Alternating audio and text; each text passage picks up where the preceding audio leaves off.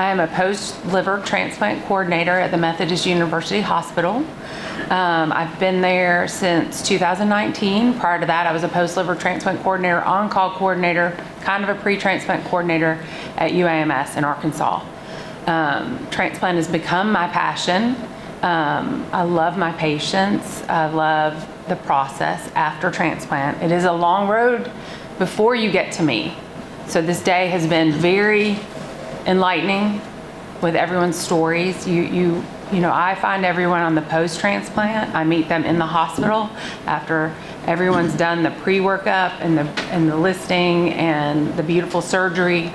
Then I come in and I meet everyone in the hospital, and then we go on our journey after transplant.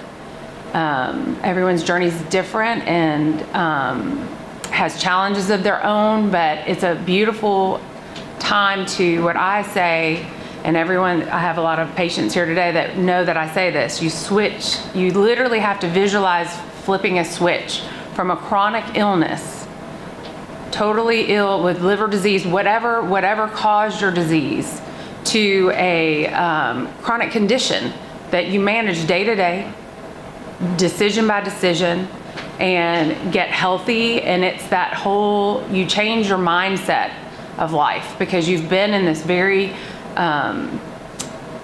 time period of, you know, sometimes it's patients are really quick and it hits them fast and they had no idea what was coming. And then some people have a really long pre-transplant course with treatments and things like that, so that when you come to the post-transplant side, it's a rebuilding and a opportunity. And another thing we always say post-transplant is, in light of all the speakers you heard today, is that you're a post-transplant, any kidney, liver patient, you are the patient that we're working with, but we also have the donor to think about.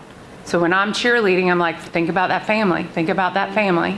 And then I also have the recipient that was not able to receive that liver. So there's 3 of us in that room and in that whole lifetime post-transplant journey. And whoever you have to tap into is who we tap into. Now there's a lot of challenges. Some things are smooth, some are not, but it's usually once the medication's managed and you can manage your post-transplant, whatever caused your disease, if it still lingers, you just manage it.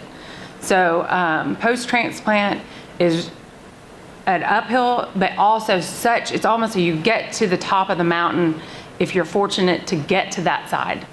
And there's work in there, there's always work, but the flipping of the switch from a chronic illness to a chronic condition is key to be able to refocus and kind of get out of the cobwebs.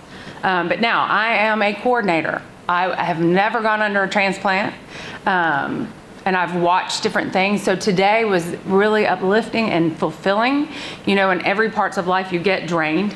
You're in there and you've got hundreds of patients and they're rotating in and out and things are happening. So today was a fill me up, and I appreciate everyone's story, because you forget the human part of it, because you get so locked into the labs and the meds and the clinic appointments and what time you need to be there, that sometimes you lose that.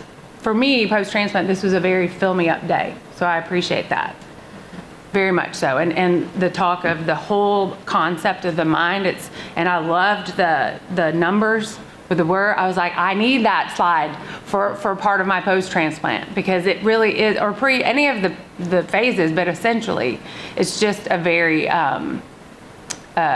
special time if you make it to post-transplant.